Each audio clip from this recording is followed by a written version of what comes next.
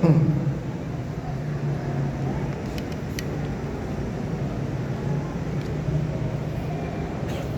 hamdalillah nahmaduhu wa nasta'inuhu wa nastaghfiruh wa na'udzu billahi min shururi anfusina wa min sayyiati a'malina. Man yahdihillahu fala mudilla lahu wa man yudlil fala hadiya lahu.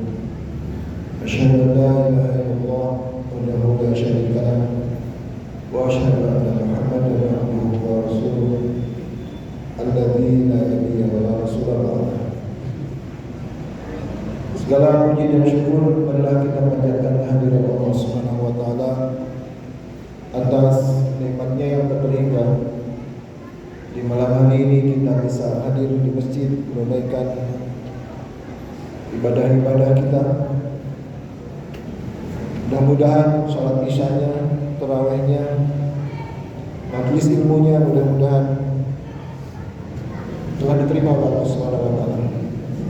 Mudah-mudahan dilipat gandakan pahalanya, dijadikan penghapus dosa, penghalang bencana. Semoga sedikit ilmu yang saya sampaikan bermanfaat untuk kita semuanya. Salawat dan salam semoga selalu dilimpahkan kepada junjungan kita Nabi Muhammad SAW serta keluarganya, para sahabatnya, dan seluruh umatnya sampai akhir zaman. Fa inna asdaqal hadits kitabullah wa khairul hadi hadi Muhammad sallallahu alaihi wasallam. Syarrul umur muhdatsatuha. Inna kulla muhdatsatin bid'ah wa inna kulla bid'atin dhalalah wa inna kulla dhalalatin finnar. Amma ba'du. Hadirin rahimakumullah, tema Kultum Ramadan yang akan saya sampaikan di malam hari ini adalah bahwa harta haram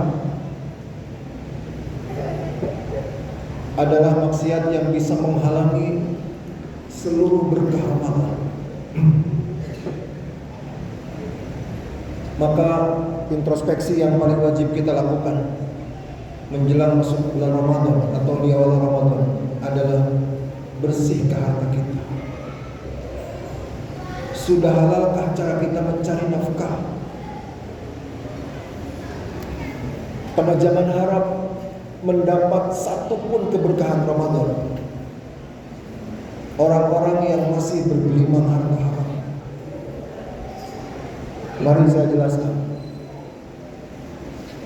Keberkahan Ramadan yang pertama, yang diburu, dicari, ditunggu-tunggu oleh umat Islam sepanjang zaman adalah pahala berlipat ganda. Bulan Ramadan itu bulan di mana pahala luar biasa berlimpahnya. Nggak ada bulan lain mendekati bulan Ramadan, apalagi sampai bisa menyaingi bulan Ramadan dalam hal limpahan pahala berlipat ganda. Saumnya saja, saum itu ibadah yang pahalanya tanpa batas. Segala ibadah lain pahalanya antara 10 sampai 700 kali lipat. Rasul bersabda, kullu amal ibni Adam yudha'af al-hasanatu asyru amthaliha ila 700 dhifin illa shaum. Seluruh ibadah anak Adam pahalanya minimal 10 kali lipat, maksimal 700 kali lipat, kecuali saum. Saum itu dikecualikan. Sehingga saum itu kalau sangat sempurna atau mendekati kesempurnaan, pahalanya bisa tembus ribuan bahkan mungkin jutaan kali lipat. Tarawihnya kalau berjamaah itu pahalanya seperti sholat semalam suntuk. Belum Lailatul Qadar, khairun min alfi syahr. Beribadah di malam Lailatul Qadar lebih utama dari 1000 bulan ibadah. Umrah di bulan Ramadan setara haji bersama Rasul. Ini kalau dijelaskan ini saja habis satu pertemuan, Pak. Kalau dibacakan dengan dalil-dalilnya, betapa dahsyatnya limpahan pahala di bulan Ramadan. Tapi mari kita simak hadis ini, Pak. Rasulullah SAW di Sahih Muslim nomor 1015 dari Abu Hurairah, Rasulullah SAW bersabda, "Ayyuhan nas, innallaha thayyibun la yaqbalu illa thayyiban." Wahai manusia, Allah itu maha bersih. Allah tidak akan mau menerima ibadah kecuali modalnya bersih. Ibadah-ibadah kalau terkotori dengan modal dari harta kotor, ketika ditunaikan hanya menggugurkan kewajiban saja. Jangan harap pahalanya, apalagi berkahnya. Mari kita simak hadis lain, Sahih Targhib, dalam kitab Sahih Targhib dari Qasim bin Mukhaimarah. Ini lebih jelas lagi, Rasulullah mengatakan ini, "Maning tasabamalan min ma'thamin fawasala bihi rahimah aw tasaddaqa bih aw anfaqahu fi sabilillah jumi'a dzalika kullu jami'an faqudhiba bihi fi jahannam." Barang siapa mencari nafkah dengan cara yang dosa, dengan cara yang haram, kemudian dia mendapat penghasilan dari nafkah yang haram itu, dari penghasilannya dia gunakan untuk menyambung silaturahmi, berbagi dengan kerabatnya, keluarganya. Sebagian dia gunakan untuk bersedekah, membantu fakir miskin. Sebagiannya dia gunakan untuk infak fisabilillah, membangun masjid, membangun pesantren, tapi berasal dari nafkah yang haram. Di akhirat nanti orangnya maupun hartanya akan dipertemukan, dikumpulkan, kemudian dicampakkan ke neraka. Percuma sahur Ramadan sepanjang bulan, tapi sahurnya dibeli dengan harta haram, bukanya dibeli dengan harta kotor. Percuma terawih setiap malam, sajadahnya dari hasil korupsi, sarungnya pokoknya dari hasil dari suap. Percuma. Jangan harap berkah. Hadirin Allah, sedekah, berbagi takjil, berbagi buka bersama, tapi berasal dari korupsi, dari menipu, dari suap menyuap.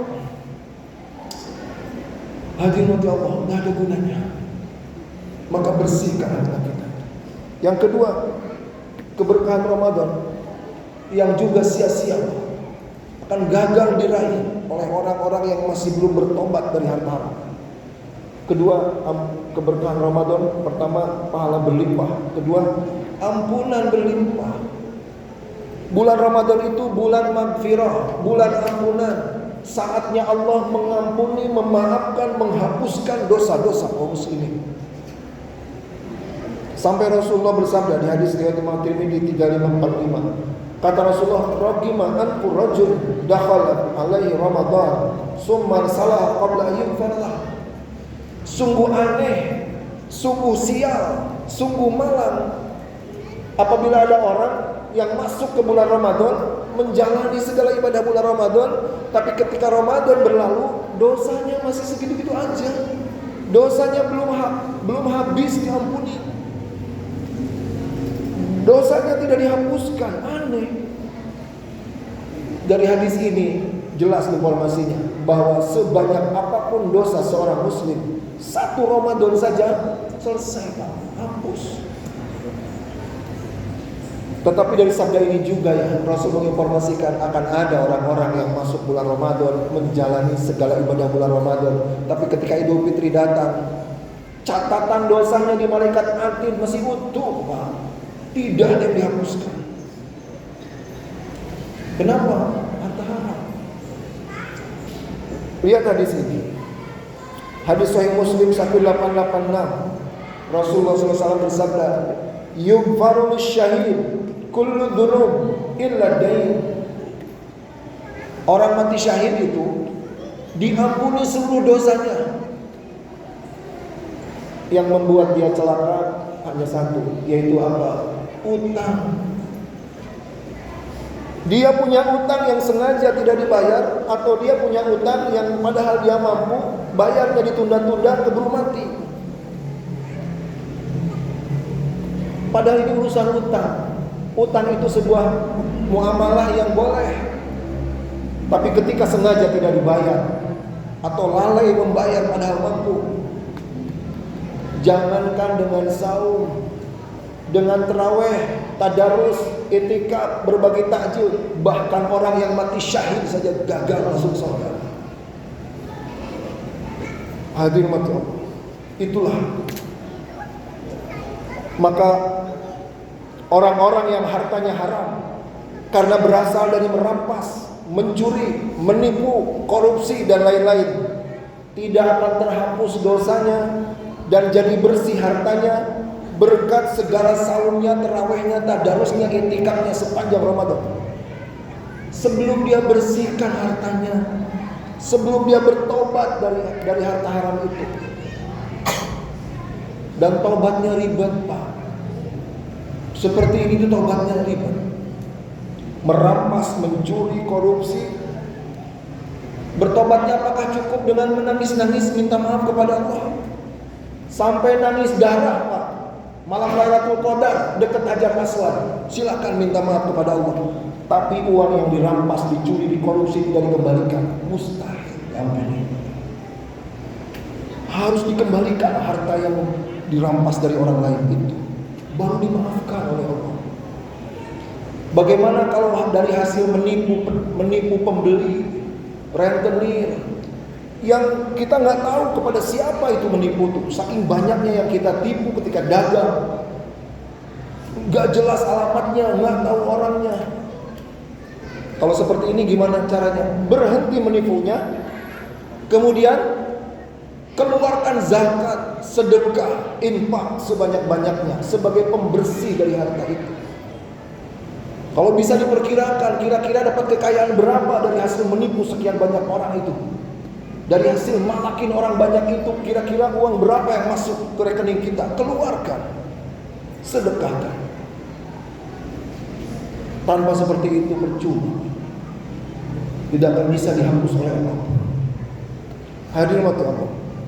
Itu yang kedua. Yang ketiga, keberkahan Ramadan yang juga sangat ditunggu-tunggu oleh umat Islam sepanjang zaman adalah pertama, pahala berlimpah, kedua, ampunan berlimpah, ketiga, mustajabnya doa-doa sepanjang Ramadan. Ramadan itu doa, seluruh doa sangat didengar, sangat dikabul oleh Allah Subhanahu wa taala. Banyak dalilnya, salah satunya Sahih Hibban nomor 23428 dari Abu Hurairah. Rasulullah SAW bersabda, ada orang yang doanya mustahil ditolak oleh Allah. Permohonannya dalam doanya akan didengar dan pasti dikabul oleh Allah. Siapa itu? As-shaimu hatta yubdira. Doanya orang yang saum dari mulai subuh sampai dia berbuka. Dan jadi sepanjang Ramadan itu, di siang hari ketika kita saum, banyak-banyakin doa. Kalau perlu panjatkan ratusan doa di siang hari bulan Ramadan ketika kita sedang saum. Doa kita dijamin akan didengar dan dikabul oleh Allah. Tapi apakah semua doa kaum muslimin yang sedang saum di bulan Ramadan dijamin didengar, dikabul oleh Allah? Tidak. Ada yang terhalang. Siapa? Orang-orang yang bergelimang harta haram. Simak hadis ini. Hadis Sahih Muslim nomor 1015.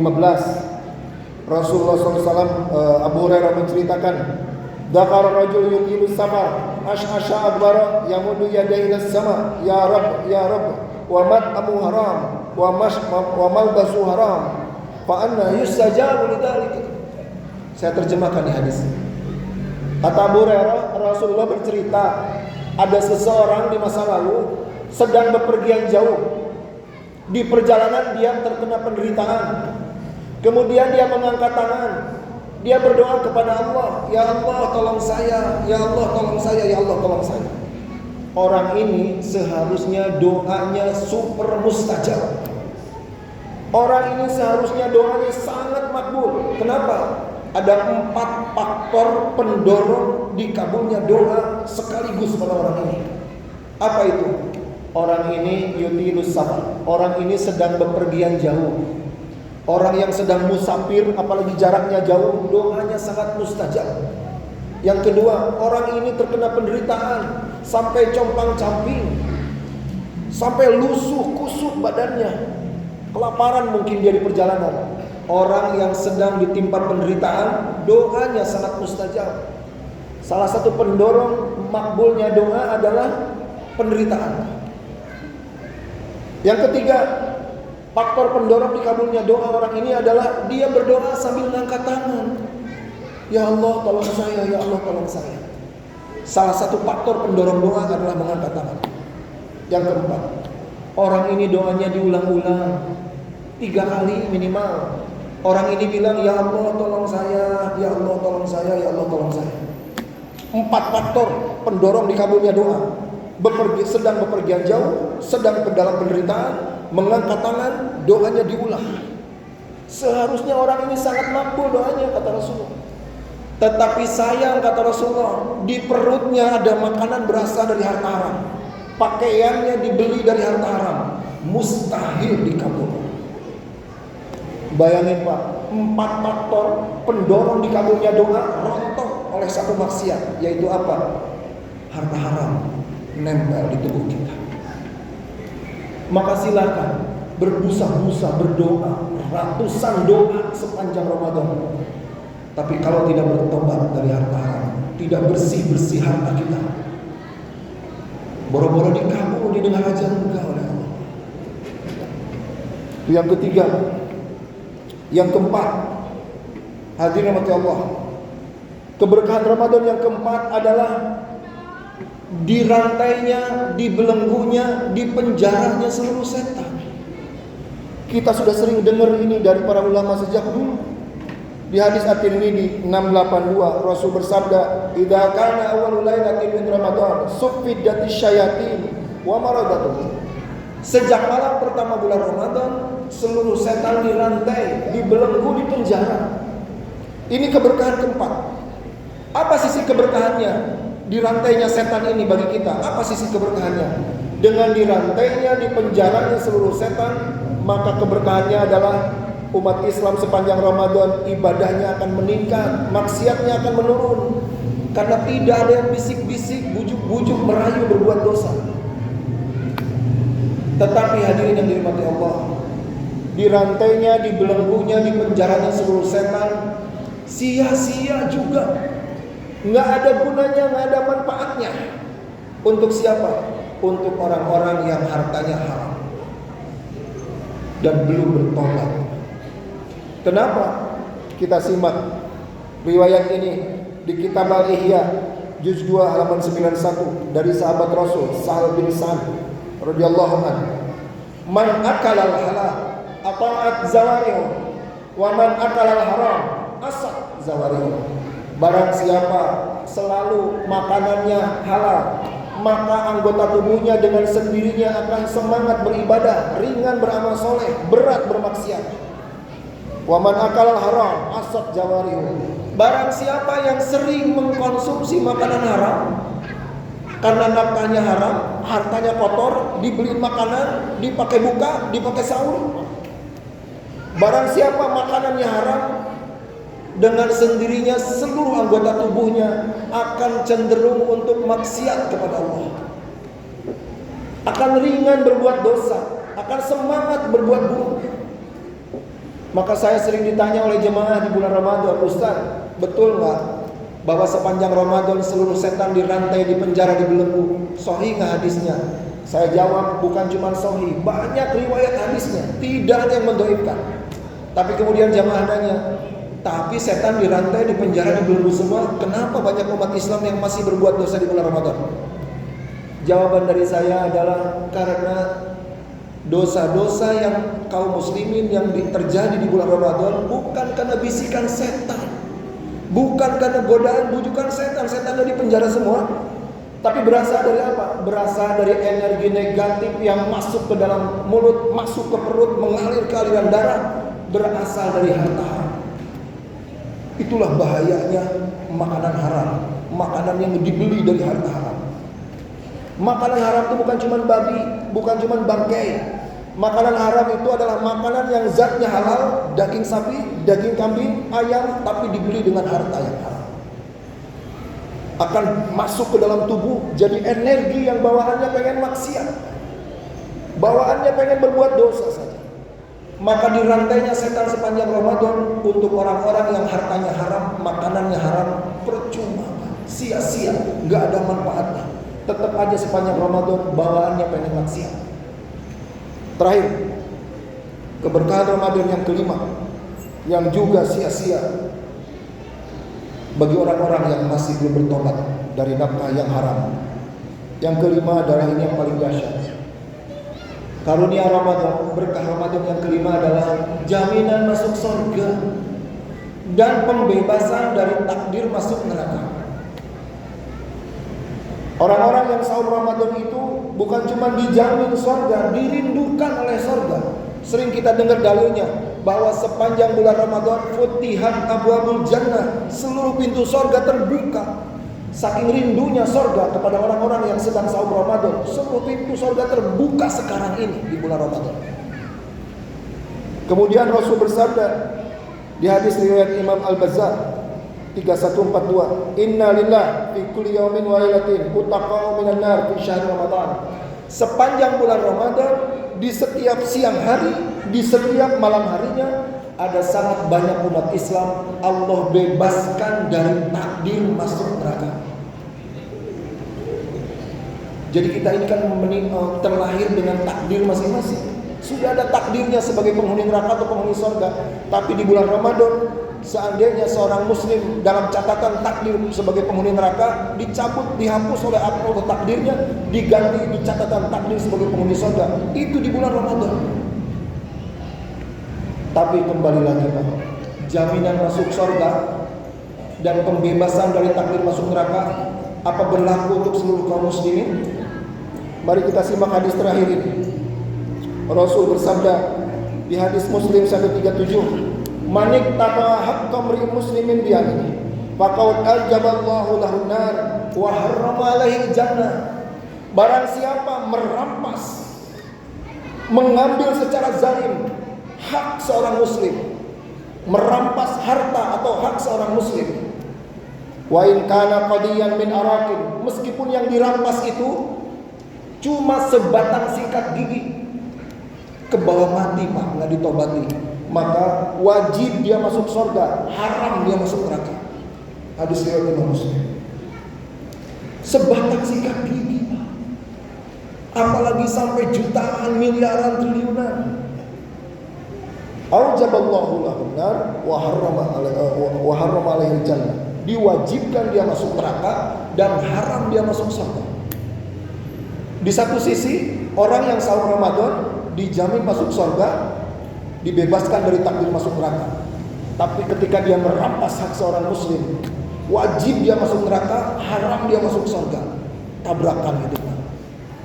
Dijamin Pak, orang yang merampas hak orang lain tidak akan bisa meraih keberkahan kelima ini. Maka bersihkan harta kita, bertobat dari cari nafkah dengan cara yang haram. Urusannya ribet Pak. Masih mending cuman nyakitin hati, nyakitin fisik. Tinggal datang minta maaf. Nyakitin hati atau ngelukain fisik, datang minta maaf. Tapi kalau merampas harta juga, nggak bisa minta maaf doang. Harta yang dirampasnya harus dikembalikan. Baru selesai di mata Allah. Yang lebih ngeri lagi, lebih ribet lagi, memenjarakan orang, mengkriminalisasi orang yang sebenarnya tidak bersalah. Apakah cukup dengan minta maaf? Gak cukup Pak, ada 4 yang harus dia lakukan. Pertama, minta maaf orang yang dia penjarakan padahal tidak bersalah itu. Minta maaf kepada dia. Yang kedua, keluarkan, bebaskan dia dari penjara. Yang ketiga, pulihkan nama baiknya. Umumkan kepada rakyat, orang ini tidak bersalah, orang ini dikriminalisasi saja. Umumkan, pulihkan nama baiknya. Cukup gak 3? Satu lagi, apa? Ketahuilah gaji dia, penghasilan dia per bulan sebelum dipenjarakan itu berapa. Kemudian kita penjarakan dia selama 10 tahun, maka penghasilan per bulannya terhenti karena dia dipenjara. Hitung itu semua, ganti. Betapa rumitnya menzalimi orang itu.